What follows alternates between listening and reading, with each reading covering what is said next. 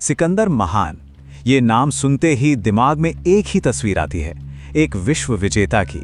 लेकिन क्या ये पूरी सच्चाई है? क्या इस महान गाथा के पीछे एक इंसान भी था? आइए आज इसी परत को हटाकर देखते हैं। सोचिए जरा, क्या यह मुमकिन है कि कोई एक अकेला इंसान सच में पूरी दुनिया को जीत ले? मतलब जितनी दुनिया उस जमाने में लोग जानते थे। यह सवाल आज हमें शायद फिल्मी लगता हो, लेकिन एक शख्स था जिसके लिए यह सवाल नहीं बल्कि उसकी जिंदगी का मकसद था, सिकंदर। तो कहानी शुरू होती है 356 ईसा पूर्व मैसेडोनिया की धरती पर। एक राजकुमार पैदा होता है, नाम अलेक्जेंडर। पर वो कोई आम राजकुमार नहीं था। अरे उसके जन्म से ही ऐसी कहानियां जुड़ गईं कि उसका पिता कोई राजा नहीं बल्कि खुद देवताओं के देवता ज़्यूस हैं। सोचिए कैसी शुरुआत थी। देखिए, सिकंदर सिर्फ किस्मत से महान नहीं बना, उसे तराशने वाले 3 स्तंभ थे। एक तरफ उसके पिता फिलिप द्वितीय, जो एक कमाल के मिलिट्री जीनियस थे। दूसरी तरफ उसकी मां ओलंपियाज, जिनकी महत्वाकांक्षा की कोई सीमा नहीं थी। और फिर उसके गुरु, जो कोई और नहीं बल्कि महान दार्शनिक अरस्तु थे। मतलब एक ने जंग सिखाई, दूसरी ने सपने दिखाए और तीसरे ने दिमाग को धार दी। इन तीनों ने मिलकर उस लड़के को तैयार किया जिसे दुनिया ने सिकंदर महान के नाम से जाना। तो ये तो हुई उसके बनने की कहानी। पर इन सब कहानियों और मिथकों के पीछे वो इंसान कैसा था?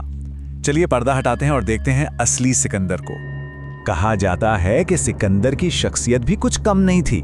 सुनहरे घुंघराले बाल और उसकी आंखों की तो बात ही अलग थी। कहते हैं एक ग्रे रंग की थी और दूसरी काली। उसकी नजर में एक ऐसी तेजी थी कि बड़े बड़े लोग भी घबरा जाएं।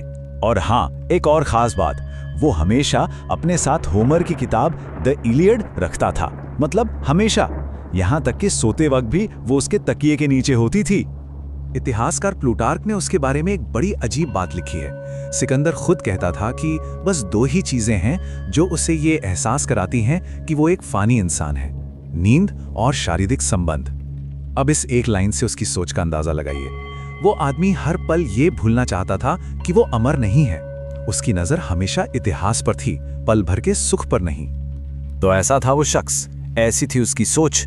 अब सवाल यह है कि ये नौजवान आखिर एक साम्राज्य का निर्माता बना कैसे? चलिए उसके सफर पर चलते हैं। उम्र सिर्फ 20 साल और अचानक उसके पिता का कत्ल हो जाता है। सिंहासन खाली, ऐसे में कोई भी घबरा जाता। पर सिकंदर नहीं, उसने एक लम्हा भी बर्बाद नहीं किया। बिजली की तेजी से उसने गद्दी संभाली और जो भी रास्ते में आया उसे बेरहमी से हटा दिया। मैसिडोनिया पर उसकी पकड़ अब लोहे जैसी मजबूत थी। और इसके बाद उसने अपनी नजरें घुमाई दुनिया की तरफ, और उसकी रफ्तार, उफ, वो तो हैरान कर देने वाली थी। जरा इस टाइमलाइन को देखिए। 334 ईसा पूर्व एशिया में पहली जीत। ठीक 1 साल बाद फारस के ताकतवर राजा डेरियस को धूल चटा दी। अगले ही साल वो मिस्र का फराओ बन बैठा। और देखते ही देखते कुछ ही सालों के अंदर पूरा का पूरा फारसी साम्राज्य उसके कदमों में था। वो साम्राज्य जो उस वक्त दुनिया का सबसे बड़ा साम्राज्य माना जाता था। अब जरा इस जीत के साइज को समझिए। जिस फारसी साम्राज्य को उसने हराया, वो उसके अपने छोटे से राज्य मैसेडोनिया से 40 गुना बड़ा था। 40 गुना! ये मिलिट्री हिस्ट्री के सबसे बड़े चमत्कारों में से एक है, इसमें कोई शक नहीं।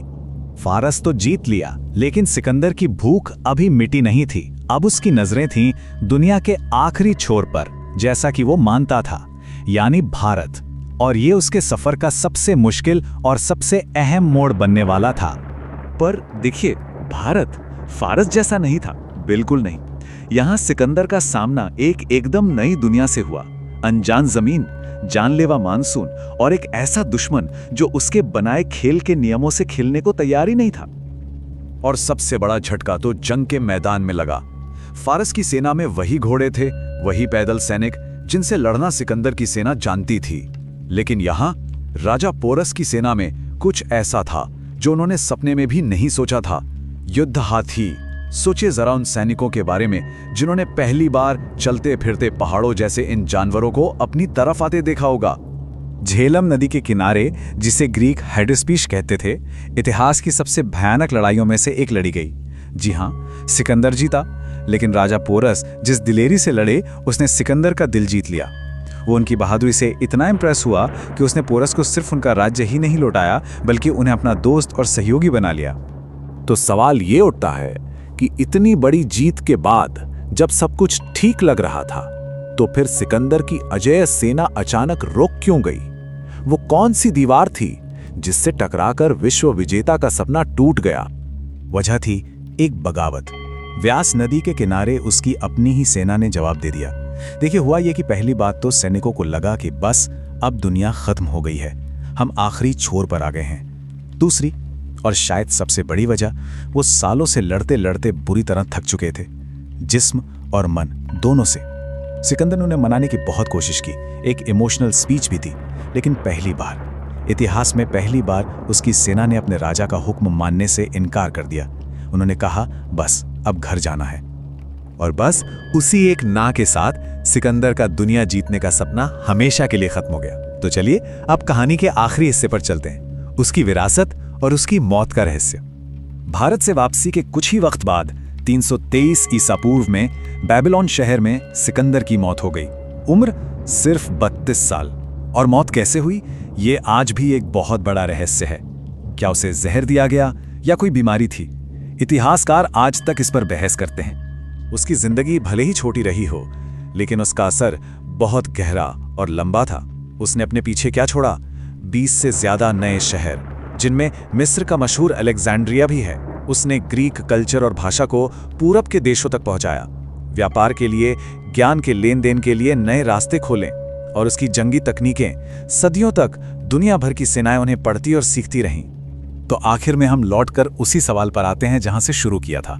सिकंदर को किस नजर से देखा जाए? एक महान हीरो जिसने दुनिया को जोड़ा, या एक जालिम हमलावर जिसकी वजह से लाखों जाने गईं? शायद इसका कोई एक सीधा जवाब है ही नहीं।